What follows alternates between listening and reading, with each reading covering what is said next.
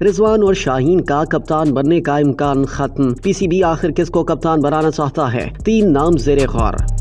قومی test better Babar Azam کا اچانک قومی وائٹ بال ٹیم کی کپتانی کو خیر بات کہنے کے بعد پاکستان ٹیم کا آئندہ کپتان کون ہوگا؟ یہ ایک اہم سوال ہے۔ اس تناظر میں وکٹ کیپر محمد رضوان اور فاسٹ بالر شاہین آفریدی کے حوالے سے اطلاعات ہیں کہ ان کے کپتان بننے کے امکانات بہت کم دکھائی دیتے ہیں۔ اس سال پاکستان کرکٹ بورڈ نے شاہین آفریدی کو امریکہ اور ویسٹ انڈیز میں منعقد ہونے والے T20 ورلڈ کپ سے پہلے قیادت سے نہ صرف علیحدہ کیا بلکہ وکٹ کیپر محمد رضوان کو ٹیسٹ ٹیم کی نائب کپتانی سے ہٹا کر سعود شکیل کو شان مسعود کا نائب مقرر کر دیا گیا۔ ICC T20 ورلڈ کپ میں پہلے راؤنڈ سے قومی ٹیم کے باہر ہونے کے بعد خبریں سامنے آئی کہ ٹیم میں کھلاڑیوں کے 3 گروپس ہیں اور اب اطلاعات ہیں کہ بورڈ کسی ایسے کھلاڑی کو قیادت کے لیے سامنے لانے کے بارے میں سوچ رکھتا ہے جس کا نام کسی تنازع میں نہ ہو۔ رپورٹس ہیں کہ اب قومی وائٹ بال ٹیم کا اگلا کپتان کون ہوگا؟ اس معاملے میں 3 نام زیر غور ہیں۔ اس سلسلے میں ٹیسٹ ٹیم کے نائب کپتان سعود شکیل، جارے مزاج اوپنر فخر زمان اور آل راؤنڈر سلمان علی آغا کے ناموں پر غور کیا جا رہا ہے۔ یاد رہے کہ بابر اعظم گزشتہ سال ورلڈ کپ میں شکست کے بعد نومبر میں تینوں فارمیٹس کی کپتانی سے دستبردار ہو گئے تھے،